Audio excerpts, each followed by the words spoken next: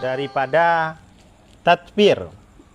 Fama qama bihi ghairuka, karena apa yang telah berdiri dengannya oleh selainmu tentang hal keadaanmu, maka janganlah engkau campur tangan pada sesuatu itu untuk kepentingan dirimu. Ya, nyo tak pahami sabo-sabo.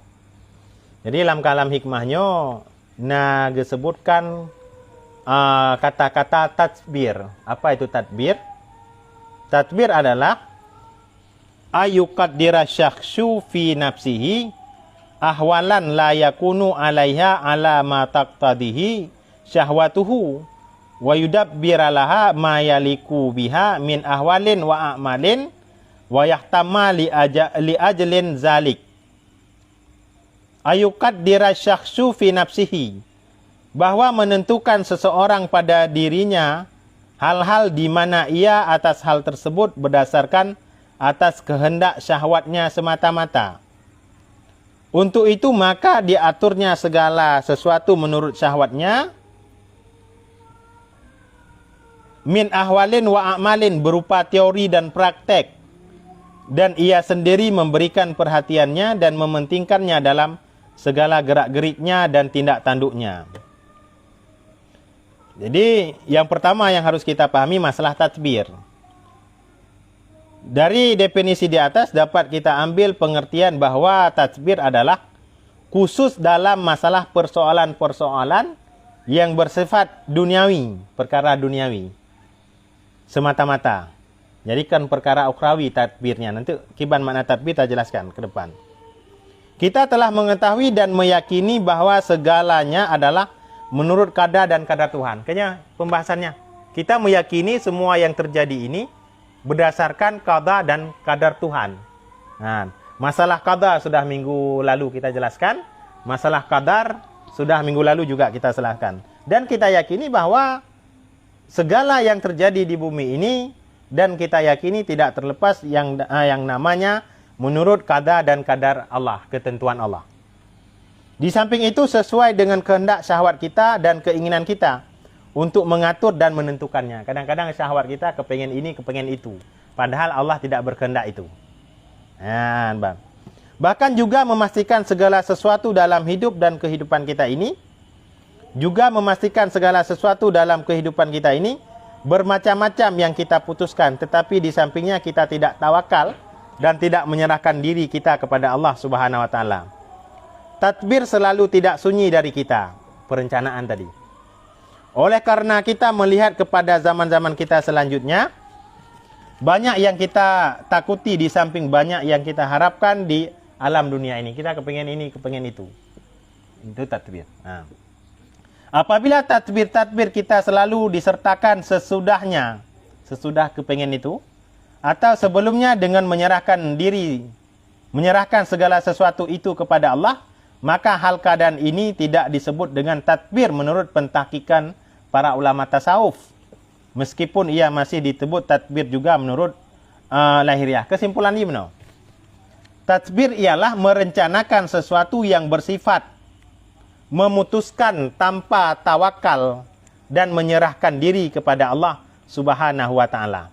Jadi tadbir merencanakan sesuatu yang bersifat memutuskan tanpa tawakal dan menyerahkan diri kepada Allah Subhanahu wa taala. Ini tidak baik. Contoh menurut dampum. Kita yang kadang-kadang di bidang hukum, Pak. Kerja kita di Kemenkumham. Itu bagaimana cara anak kita, keturunan kita, ponakan kita harus kuliah di hukum. Merencanakan kadang-kadang mengedepankan nafsu syahwat semata-mata. Kadang-kadang Allah berkehendak lain kepada anak keluarga kita itu. Maka dalam konsep psikolog anak itu anak itu harus dibaca. Dia arahnya kemana, Pak? Jadi jangan langsung digembleng, langsung keinginan bapaknya. Dia harus di Kemenkumham. Karena bapaknya jaksa, jadi mudah masuk. Nah, maka dalam hadis-hadis kudusi disebutkan bahwa menyembah Aceh meno. Putra yang tahet dia getanya baru diterima oleh Allah apabila Allah nihut kepada tanyan. Allah Ta'ala apa yang kita inginkan baru Allah wujudkan sesuatu itu apabila Allah menginginkan itu juga. Tapi hari ini kita memaksakan diri terhadap keinginan itu. Padahal Allah tidak menginginkan itu ada pada diri kita. Tetap kita laksanakan itu, yang ada capek aja. Inilah, kita harus berdasarkan tawakal. Kita gembleng sampai lari daripada sifat tawakal. Berapa uang saya sediakan? Padahal kadang-kadang terjadi pendaliman di situ. Anak orang yang jatah lulus gara-gara digembleng dengan uang tadi, memaksakan diri. Nah, hana lewat 2 kali pemaksaan. Ini ngaji hikmah tauhid tasawuf, Pak. Ini yang saya maksudkan. Tadbir, memaksakan diri tanpa tawakal tadi. Ya, kalau lebih paham begitu kejadiannya. Karena kenapa anaknya digembleng? Ini ada kasus sama saya, Pak. Gini. Dia kuliah di hukum. Jadi kebetulan pas ngaji mahasiswi kita juga. Rupanya kalau hukum kan dia ada perdata, ada pidana, Pak gitu. Jadi saya tanya, "Alah, ada perlu?" Nggak paham. Ya, kamu kan sarjana hukum. Baru terbongkar terakhirnya. Sebenarnya kami nggak suka sekolah hukum. Karena apa, Pak? Kami disuruh hukum. Kami sukanya di LP3 itu informatika katanya. Jadi suka main komputer. Jadi saya kaitkan dengan teori agama yang seperti ini sudah cocok. Memaksakan diri tanpa tawakal. Ketika tidak tawakal, terjadi pendaliman, terjadi haram. Hadirlah sogok menyogok. Sehingga berapa yang ada, telepon Pak Jenderal di sana. Kalau yang di polisi. Padahal minta sapu tinggi, ini kanyan. Karena ada backingan. Nah, tinggi, ini kanyan, minta sapu. Tapi karena memaksakan diri. Padahal kalau memang dia jalur, ya silahkan. Yang menyesurah roh, Pak. Yang penting belajar ya, sekarang online. Nah, paham nilai dia kan gitu. Nah, ini. Jadi, menyelam hadis langsung dipegang. At-tadbir nisful ma'isyah. Tadbir ialah setengah dari penghidupan. Tapi tadbir yang ada rasa tawakal. Perencanaan, kepengen ini, kepengen itu, tetap berserah diri kepada Allah. Sehingga lagi kita pegah malam Selasa yang kau likut. Kalau orang itu sudah ditakdirkan kaya, walau bagaimanapun kejadian pada dirinya, dirampokkah, kebakarankah, dia tetap kaya. Dia memang kagak takdir di kaya. Dia walau rampok berkali-kali tetap kaya. Tetap saja modal. Nah, maka kita mempelajari hakikat ini penting, Pak. Jadi kalau kita tadi itu syariat. Ini sudah belajar hakikat. Hakikat hikmah, hakikat tauhid dan tasawuf. Mempelajari hakikat itu penting begini. Kadang ada kita miskin selalu. Mungkin itu jalan terbaik. Allah memasukkan kita dengan sebab miskin. Karena kita katakan orang ahli ibadah pun bukan. Orang yang pandai menyampaikan agama pun bukan. Tapi kita karena bersabar di atas kemungkinan takdir Allah seperti itu. Mungkin Allah dengan sebab miskin, sabar di atas miskin itulah Allah masukkan kita ke dalam surga. Jadi berbagai macam-macam variasi ketika Allah menghendaki sesuatu kepada hambanya. Bang. Nah, jadi kenapa kita harus menyerahkan diri kepada Allah di samping tadbir tadi merencanakan? Sebab di samping tadbir, sebab apabila kita telah beriman kepada qada dan qadar Allah, maka hakikatnya Allah telah mengatur segala-galanya. Tetapi apabila kita berpikir sempit melihat sepintas lalu, maka keadaan dapat menjatuhkan diri kita dari mengatur hidup ini secara baik dengan keridaan Allah. Jadi kalau kita memaksakan diri, lari daripada jalur qada dan qadar Tuhan, seolah-olah kita sudah mengedepankan kehendak Tuhan. Allah nggak rencana anak dia itu jadi polisi umpama. Tapi bapaknya karena polisi, dibetotlah habis-habisan. Disediakan padum yang saya sediakan. Padahal ada anak tukang becak umpama, siap. Maunya dari fisiknya, nilainya, tesnya oke lah. Tapi gara-gara ditimpa dengan uang itu menjalimi. Ini dosa.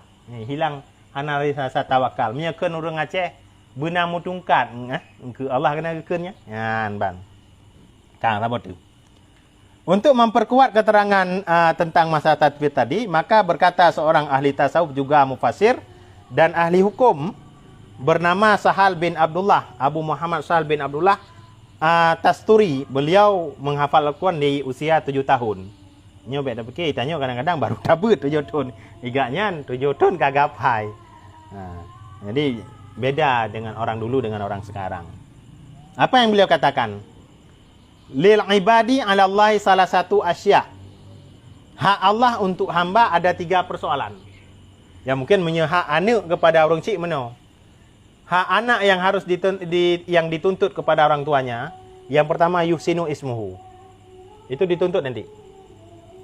Memberikan nama yang baik. Yang pertama. Jadi efek ni mana? Berembes.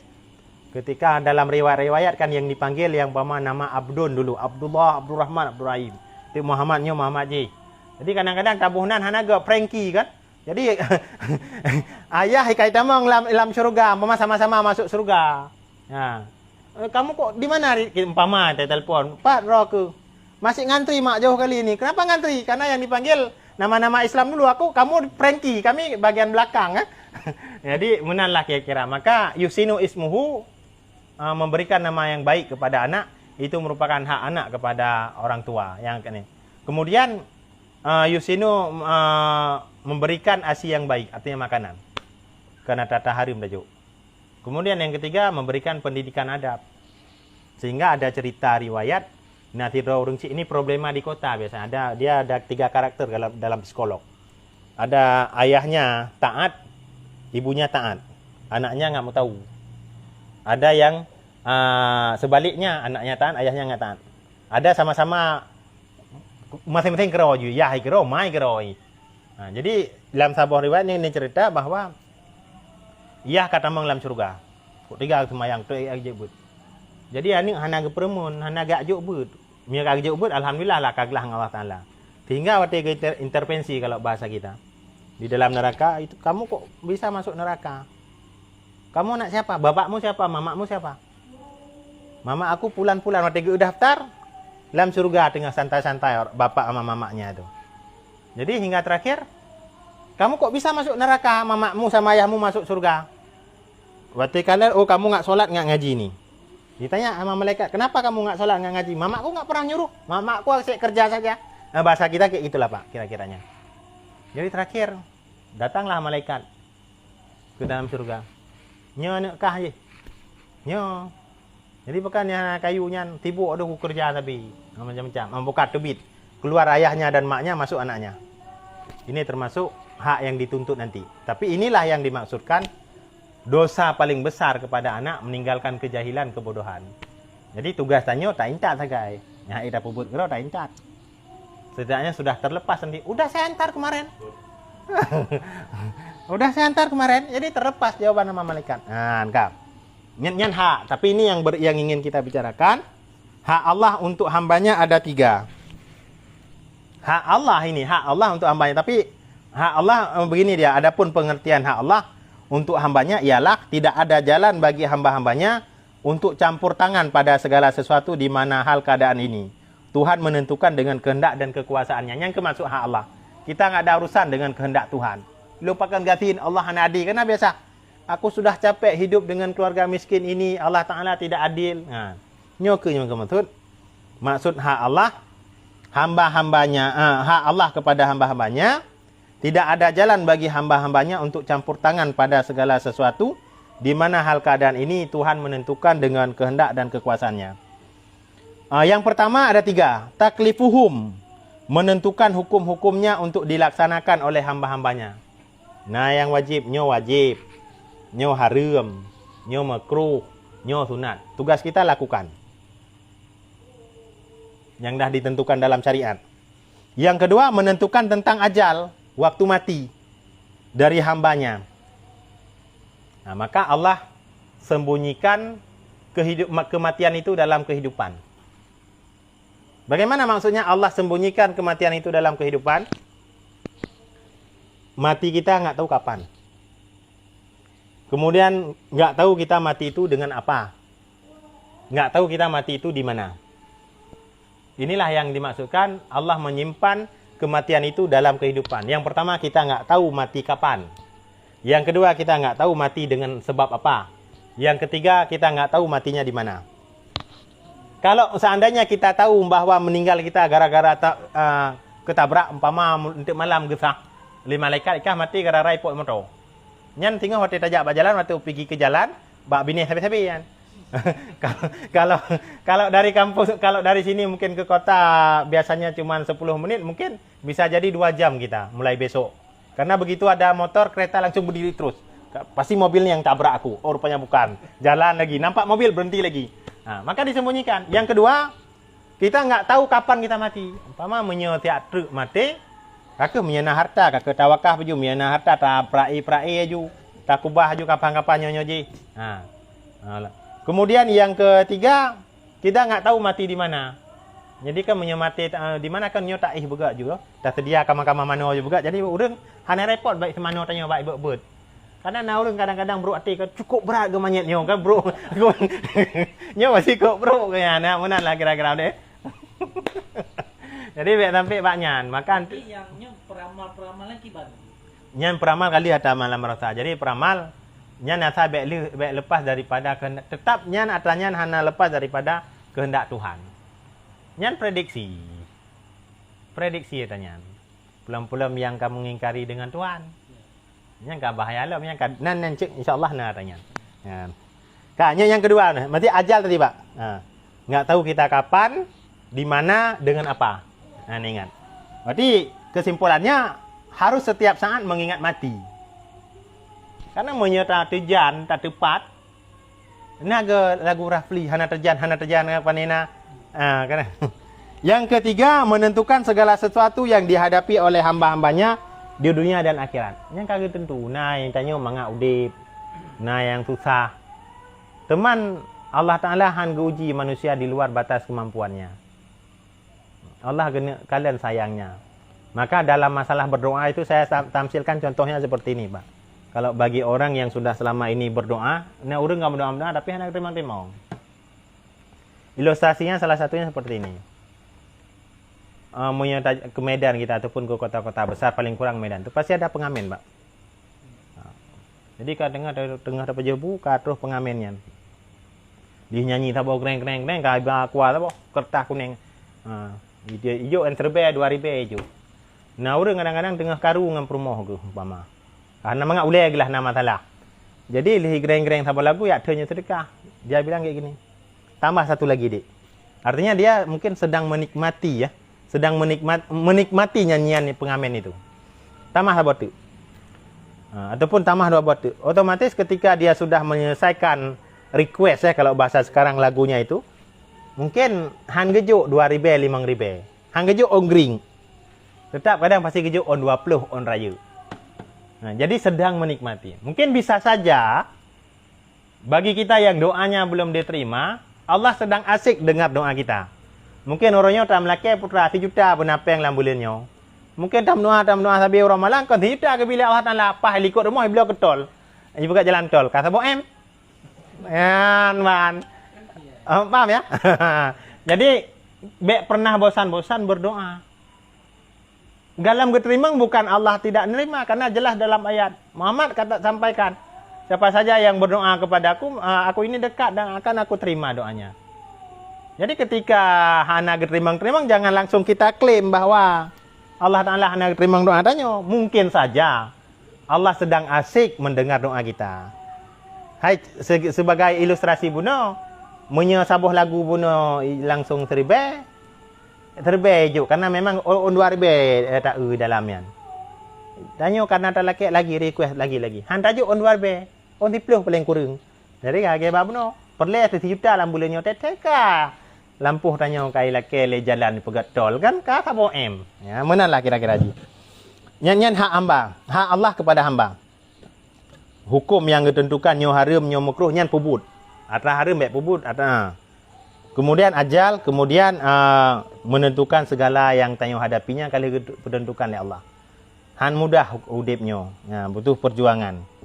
Kemudian walillah alal ibadi salah satu asya. Hak hamba yang wajib dilaksanakan untuk Allah. Nyo, hak tanya yang boleh pergi. Hak Allah tanya yang boleh pergi bunuh. Tapi hak tanya ke Allah. Yang pertama mengikuti nabinya. Atas perintah daripada nabi. Kemudian tawakal dan menyerahkan diri kepadanya. Yang kedua tawakal, Pak. Di samping kita tadbir usaha tadi. Maka orang bilang gini, dengan izin Allah, ada orang-orang pembuat, dengan izin Allah insya Allah boleh. Yang kedua tawakal. Kita tetap ikhtiar waktu sakit, tak ubat. Perlunya obat oles, jangan kita taruh obat minum. Salah hajib ubat tu, mujib ubat buh, rumubuh ubat jib. Rumubuh ubat jib kan. Kemudian sabar atas ketentuan Allah hingga kita meninggalkan dunia yang fana ini. Sabar. Sabar. Apapun keadaan kita. Allah sudah punya rencana yang indah untuk kita mungkin. Adapun pengertian kemudian menyajikan kesimpulan hak hamba untuk Allah, bahwa hamba-hambanya diperintah oleh Allah untuk menjalankan hal-hal di atas. Karena itu barang siapa yang tidak patuh kepada ajaran-ajaran agama sebagaimana yang telah disampaikan oleh nabi-nabi, ulama-ulama, maka disebutnya orang-orang yang mubtadi.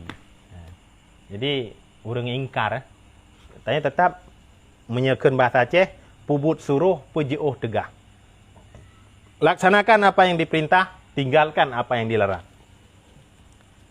Jadi kesimpulannya bahwa dalam menentukan kehidupan ini jangan terlepas daripada rasa tawakal, menyerahkan diri kepada Allah, di samping kita melakukan tadbir.